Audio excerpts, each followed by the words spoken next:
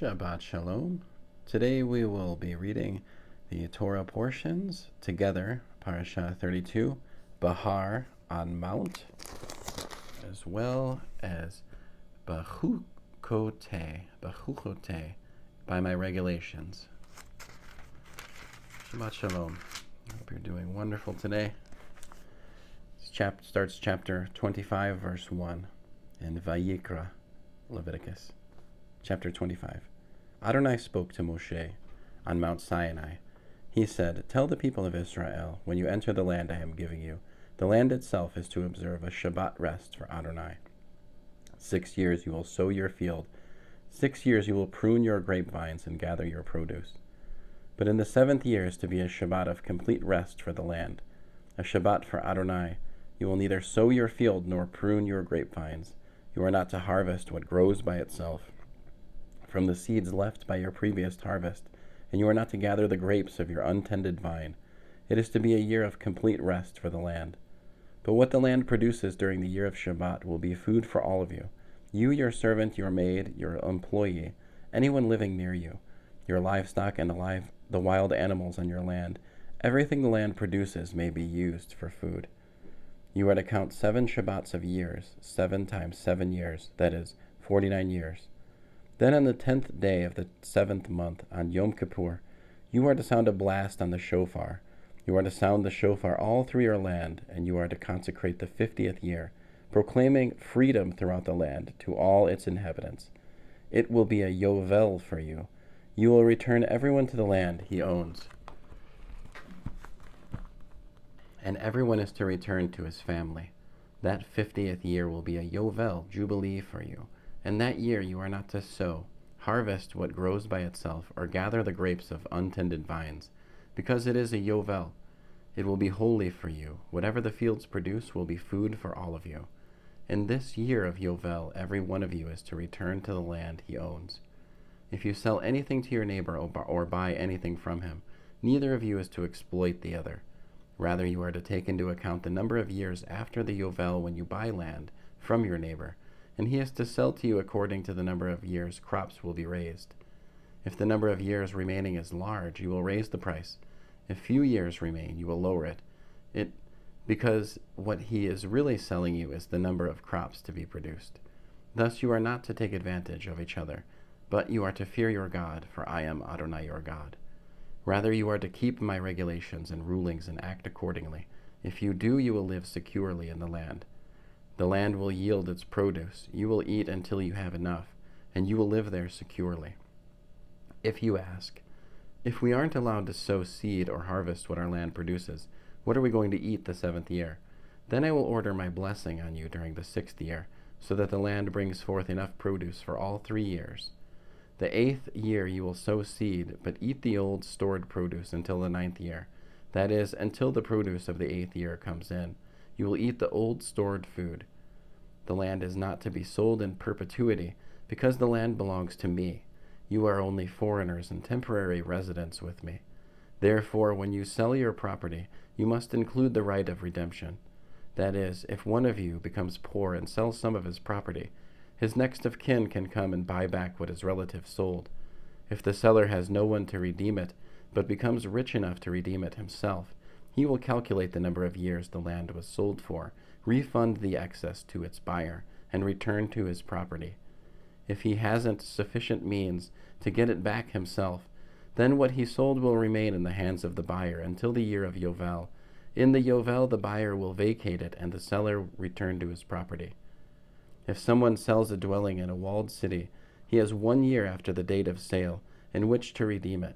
For a full year he will have the right of redemption. But if he has not redeemed the dwelling in the walled city within the year, then title in perpetuity passes to the buyer through all his generations. It will not revert in the Yovel. However, houses and villages not surrounded by walls are to be dealt with like the fields in the countryside. They may be redeemed before the Yovel, and they revert in the Yovel. Concerning the cities of the Levi'im, and the houses in the cities they possess, the Levi'im are to have a permanent right of redemption.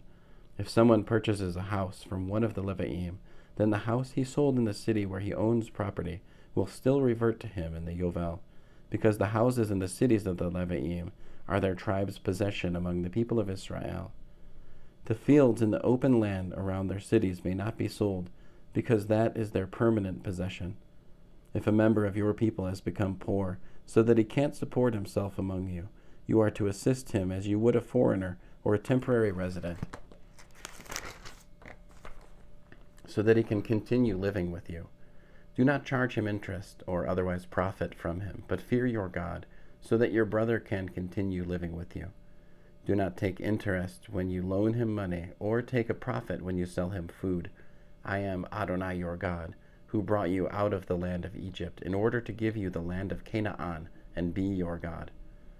If a member of your people has become poor among you and sells himself to you, do not make him do the work of a slave. Rather, you are to treat him like an employee or a tenant. He will work for you until the year of Yovel. Then he will leave you, he and his children with him, and return to his own family and regain possession of his ancestral land. For they are my slaves, whom I brought out of the land of Egypt. Therefore they are not to be sold as slaves. Do not treat him harshly, but fear your God. Concerning the men and women you may have as slaves, you are to buy men and women, slaves from the nations surrounding you.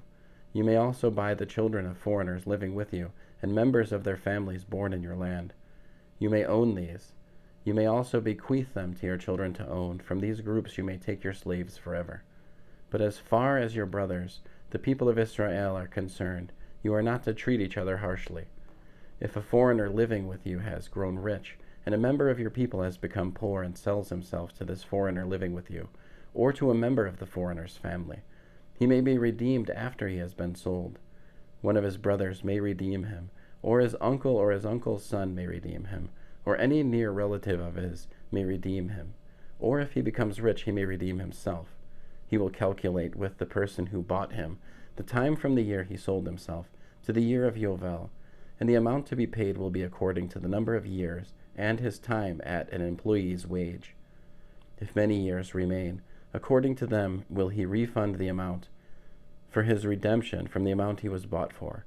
If there remain only a few years until the year of Yovel, then he will calculate with him. According to his years will he refund the amount for his redemption. He will be like a worker, hired year by year. You will see to it that he is not treated harshly. If he has been redeemed by any of these procedures, nevertheless, he will go free in the year of Yovel, he and his children with him. For to me the people of Israel are slaves. They are my slaves whom I brought out of the land of Egypt. I am Adonai your God. Verse 26. You are not to make yourselves any idols, erect a carved statue or a standing stone, or place any carved stone anywhere in your land in order to bow down to it. I am Adonai your God. Keep my Shabbats and revere my sanctuary. I am Adonai.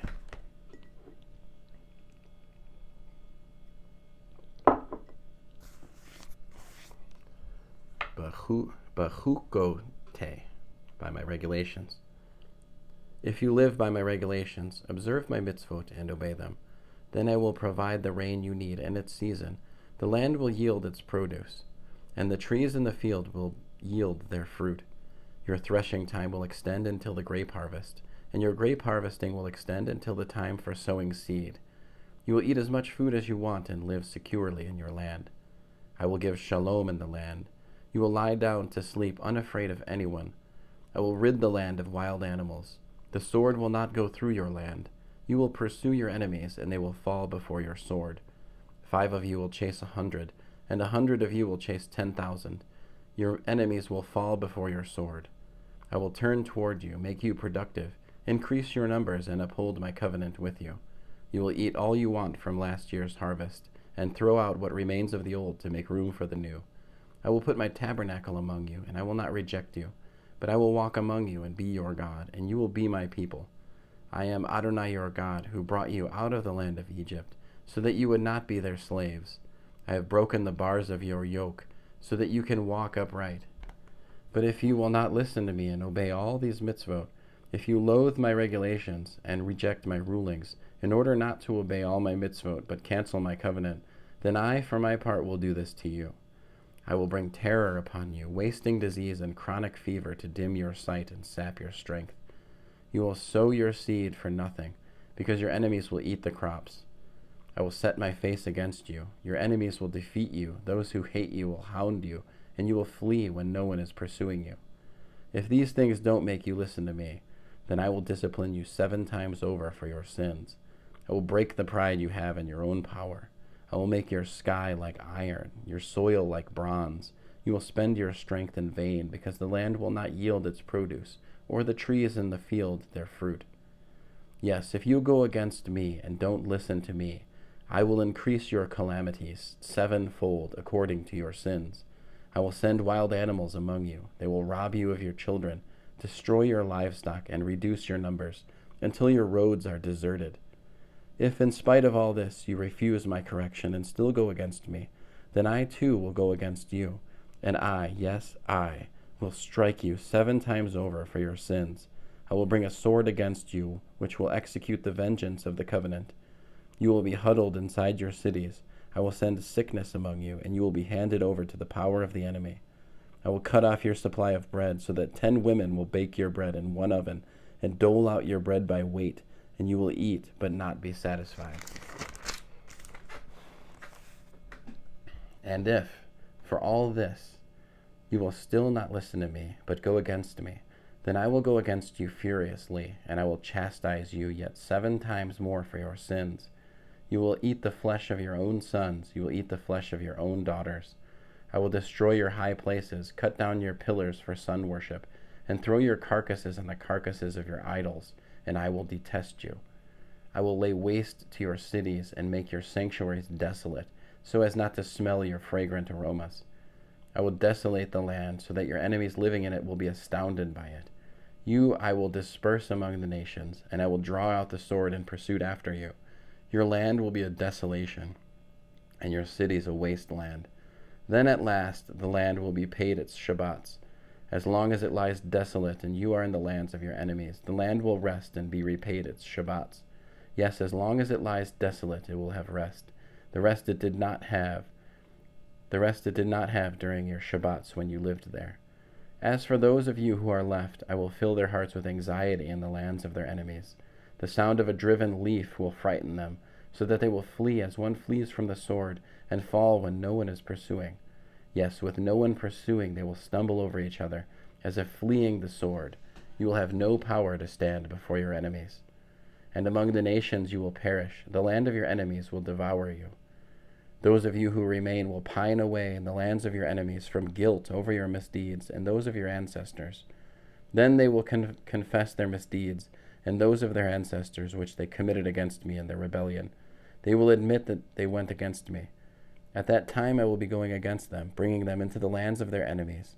But if their uncircumcised hearts will grow humble, and they are paid the punishment for their misdeeds, then I will remember my covenant with Yaakov, also my covenant with Yitzhak, and my covenant with Abraham, and I will remember the land. For the land will lie abandoned without them, and it will be paid its Shabbats while it lies desolate without them, and they will be paid the punishment for their misdeeds, because they rejected my rulings and loathed my regulations. Yet in spite of all that, I will not reject them when they are in the lands of their enemies, nor will I loathe them to the point of utterly destroying them and thus break my covenant with them, because I am Adonai their God. Rather, for their sakes, I will remember the covenant of their ancestors, whom I brought out of the land of Egypt, with the nations watching, so that I might be their God. I am Adonai. These are the laws, rulings, and teachings that Adonai himself gave to the people of Israel on Mount Sinai through Moshe. Chapter 27. Adonai said to Moshe, "Tell the people of Israel, if someone makes a clearly defined vow to Adonai, to give him an amount equal to the value of a human being, the value you are to assign to a man between the ages of 20 and 60 years is to be 50 shekels of silver, 1¼ pounds, with the sanctuary shekel being the standard. If a woman, 30 shekels. If it is a child 5 to 20 years old, assign a value of 20 shekels for a boy and 10 for a girl. If a baby 1 month to 5 years of age, a value of 5 shekels for a boy and 3 for a girl. If a person past 60, 15 shekels for a man and 10 for a woman. If the person is too poor to be evaluated, set him before the Kohen, who will assign him a value in keeping with the means of the person who made the vow. If the vow is for the value of an animal used when people bring an offering to Adonai, all that a person gives of such animals to Adonai will be holy. He is not to exchange or replace it by substituting a good animal for a bad one, or vice versa. If he does make such a substitution, both the original animal and the one replacing it will be holy. If the animal is an unclean one, such as may not be used in an offering to Adonai, he must set it before the Kohen, and the Kohen is to set a value on it in relation to its good and bad points. The value set by you, the Kohen, will stand. But if the person making the vow wishes to redeem the animal, he must add 1/5 to your valuation. When a person consecrates his house to be holy for Adonai, the Kohen is to set a value on it in relation to its good and bad points. The value set by the Kohen will stand. If the consecrator wishes to redeem his house, he must add 1/5 to the value, 1/5 to the value you have set on it, and it will revert to him. If a person consecrates to Adonai part of a field belonging to his tribe's possession, you are to value it according to its production, with 5 bushels of barley being valued at 50 shekels of silver, 1¼ pounds. If he consecrates his field during the year of Yovel, this valuation will stand. But if he consecrates his field after the Yovel, then the Kohen is to calculate the price according to the years remaining till the next Yovel. Then the Kohen is to calculate the price according to the years remaining to the next Yovel, with a corresponding reduction from your valuation.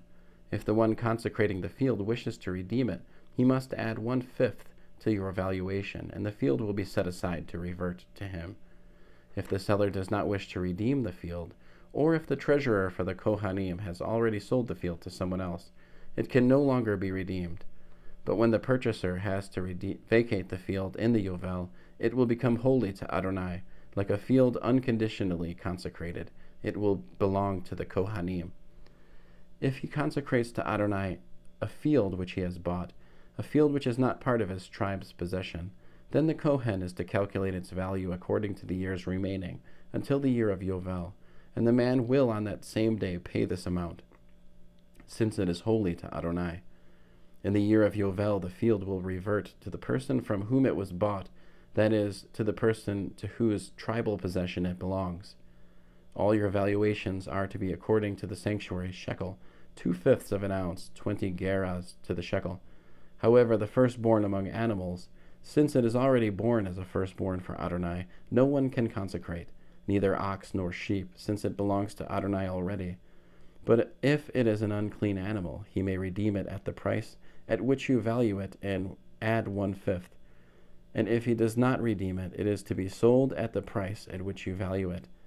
However, nothing consecrated unconditionally which a person may consecrate to Adonai out of all he owns, person, animal, or field he possesses, is to be sold or redeemed, because everything consecrated unconditionally is especially holy to Adonai. No person who has been sentenced to die, and thus unconditionally consecrated, can be redeemed. He must be put to death. All the 10th given from the land, whether from planted seed or fruit from trees, belongs to Adonai. It is holy to Adonai. If someone wants to redeem any of his 10th, he must add to it 1/5. All the 10th from the herd or the flock, whatever passes under the shepherd's crook, the 10th one will be holy to Adonai. The owner is not to inquire whether the animal is good or bad, and he cannot exchange it. If he does exchange it, both it and the one he substituted for it will be holy. It cannot be redeemed. These are the mitzvot which Adonai gave to Moshe for the people of Israel on Mount Sinai. That concludes the Torah portion. I'll give you the Haftarah. Haftarah for Bahar is Yirmayahu, Jeremiah 32:6-27. Barit Hadashah, New Covenant Scriptures or New Testament, whatever you prefer. Suggested readings for Parashah Bahar, Luke 4:16-21, 1 Corinthians 7:21-24, and Galatians chapter 6, 7-10. And for Bachukote, Yirmiyahu, Jeremiah 16, verse 19 to chapter 17, verse 14. Berit Hadashah, New Covenant, New Testament, for Parashah Bachukote, Yochanan, John 14:15 to verse 21. Chapter 15, 10 to 12. And First Yochanan, or First John, in its entirety. Hazak, Hazak, Vanit Chazek, be strong, be strong. Let us be strengthened.